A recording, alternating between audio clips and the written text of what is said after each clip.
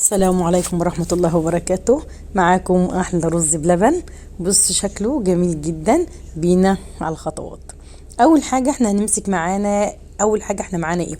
احنا معانا كيلو لبن حليب. وبعد كده معانا الطلبات بتاعتنا. اول حاجة احنا غلينا اللبن غلوة حلوة كده وهو معانا كده دافي. هنركن كده اللبن بتاعنا، احنا مش هنحتاجه دلوقتي. هنبدأ بقى بالخطوات بتاعتنا. هنبدأها ازاي؟ اول حاجه احنا معانا كوبايه رز ومعانا كوبايه لسه زيت فيها 4 كوبايات ميه. اول حاجه هناخد كده كوبايه الميه وكوبايه الرز ونبدا نحطهم في الحله ونحطهم على النار. هنوريكم دلوقتي ادي الحله بتاعتنا اهي بعد ما غلينا فيها اللبن وخليناه يبرد شويه كده وسبناه. هنبدا بقى نمسك الرز بتاعنا كده. كده انا دلقت كوبايه الرز بتاعتنا اهي، وهنبدا نجيب اللبن بتاعنا الميه بتاعتنا وندلقها على الرز اللي هي 4 كوبايات ميه عشان تبقى عارفه المقدار بتاعك. 4 كوبايات ميه مع كوبايه رز، وهنبدا كده نقلبها ونحطهم على النار. انا بوريكي الحله اهي ان انا مطرح اللبن مش بهدلت اي حاجات من عندي، لا حاولي ان انت تظبطي حالك. انا كده غليت اللبن وحطيته في الشفشق ومسكت الحله مطرح اللبن وبدات اغلي فيها الرز بتاعنا. هنسيبه لما يغلي ونبدا نعمل الخطوات الباقيه. هنجيب بوله كده وهنقول بسم الله. اول حاجه احنا معانا هنحط كده الخطوات بتاعتنا. احنا معانا ايه؟ معلقه دقيق. وهنبدا ومعانا ايه تاني؟ ومعانا معلقتين ايس كريم، كريم جانتي، وينفع تحطي ايس كريم جميل جدا. كده معانا معلقتين كريم جانتي ماشي. ومعانا 4 معالق نشا. ومعانا لبن بودرة اللي هو نيدو ماشي. معانا برضو معلقتين لبن نيدو اطفال. كده انت عرفتوا المقادير بتاعتنا. وهنحط بقى النشا بتاعتنا هندلق النشا. ادي النشا بتاعتنا اهي. بصي المعلقه اللي انا ماسكاها ديت هي ديت اللي هنعمل منها اسفه 3 معالق نشا. شايفين كده؟ ادي واحد اهو. هنبدا نحط ونقول واحد كده، 2، وادي التالتة بتاعتنا. يبقى احنا كده حطينا 3 معالق نشا، 2 لبن نيدو، 2 كريم جانتيه، ومعلقه دقيق، ومعانا كوبايه ميه. وهنبدا بقى نقلبهم كده. قلبيهم باي حاجه زي ما انت شايفه براحتك. قلبي باي حاجه، قلبي بايدي بالمعلقه، قلبي بالمضرب زي ما انت حابه. اهم شيء انت بتدوبيهم بس ببعض. ونبدا بعد ما ندوبهم بالمضرب او بالمعلقه هنسيبهم ونركنهم على جنب. انا هجيب كده المضرب معايا اهو وهبدا ان انا اعمل بيه، بس هو مش محتاج لانهم كلهم حاجات بودره، فمش محتاج ان انا اعمل بمضرب ولا حاجه. اهو قلبته اهو كده زي ما انتم شايفين، وتنزلي الاجناب كده وتبداي تظبطي الخليط بتاعك. وبعد كده هنسيبه بقى على جنب. وهنعمل ايه؟ هنشوف الرز بتاعنا اول ما يستوي هنبدأ نعمل ايه؟ هنحط الخطوات التانية. نقول اللهم صل وسلم وبارك على سيدنا محمد وعلى آله وصحبه وسلم.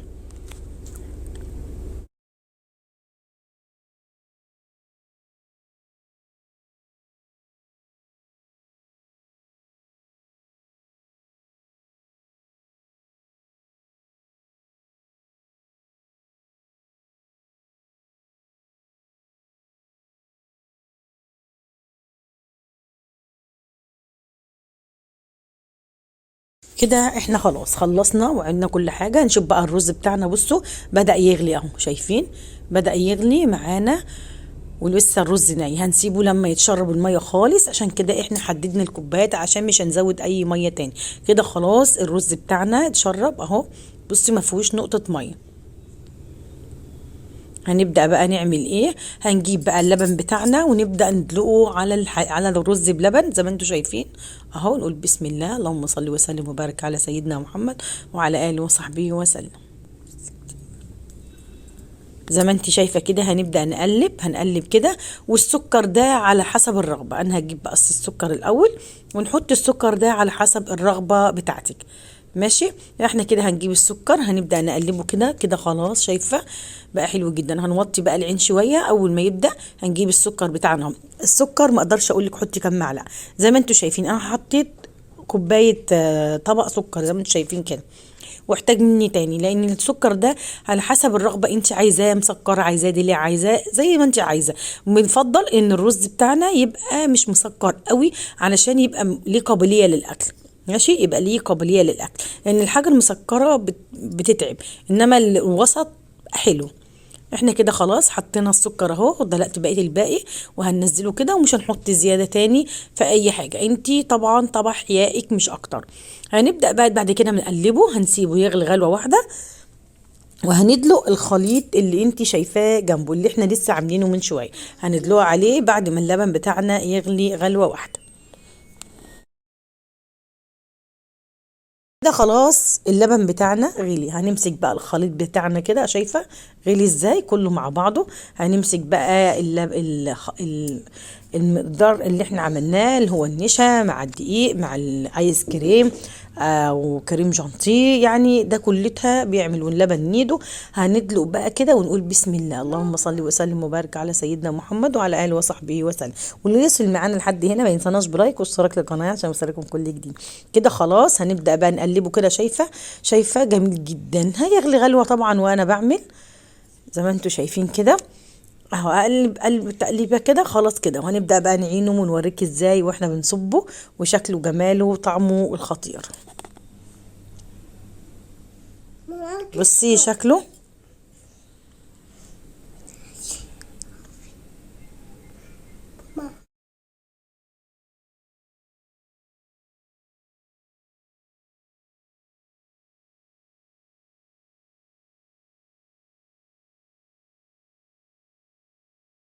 ده هنبدأ بقى نعين الرز بتاعنا اهو زي ما انتم شايفين كده، وجبنا الاطباق بوريكي. بصي جميل جدا. بصي مش محتاج لا ماسك قوي ولا سايب قوي ولا اي شيء إن كان. هنبدأ نعمل ايه بقى دلوقتي؟ هنبدأ نمسك اللي جايبين معنا جوز الهند ومعنا زبيب، لو في مكسرات حطي زي ما انت عايزه. الطريقه دي بتخلي بصراحه. بصوا استاذ ياسين مستعد بالمعلقه عشان عايز يدوق. هنبدأ نصب كده ونقول بسم الله. أول حاجة هنصب معانا كام طبق كده ونوريه لكم، وبعد كده هنصب الرز كله، وبعد كده نوريكم الرز بتاعنا طلع قد إيه. وبصراحة طلع كتير جدا، كيلو ده عمل كتير. فاحنا هنصب كده معاكم كام طبق وهنشكله معاكم ونوريكم النهاية بتاعتنا.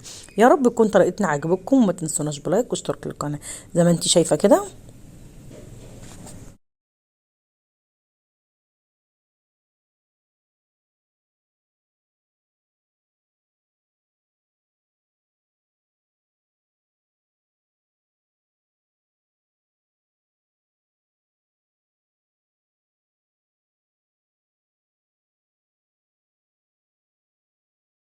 كده خلاص احنا خلصناه.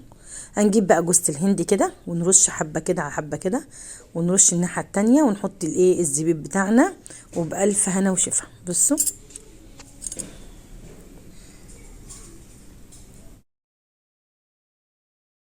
بتاعنا اللي احنا جايبينه ده احنا كنا عاملينه، بس بصراحة ما كنت صورته. بإذن الله لما اعمله تاني هصوره لكم واوريكم الطريقة. طريقته سهلة جدا كده. انا حطيت الزبيب بتاعنا اهو، هنبدأ بقى نزق كده، وبعد كده هنبدأ نعمل تكملة الرز بتاعنا في قلب الأطباق. بصوا عشان ما اطولش عليكم بالفيديو. بص شكله جميل جدا اهو. بص شكله بألف هنا وشفا. السلام عليكم ورحمة الله وبركاته.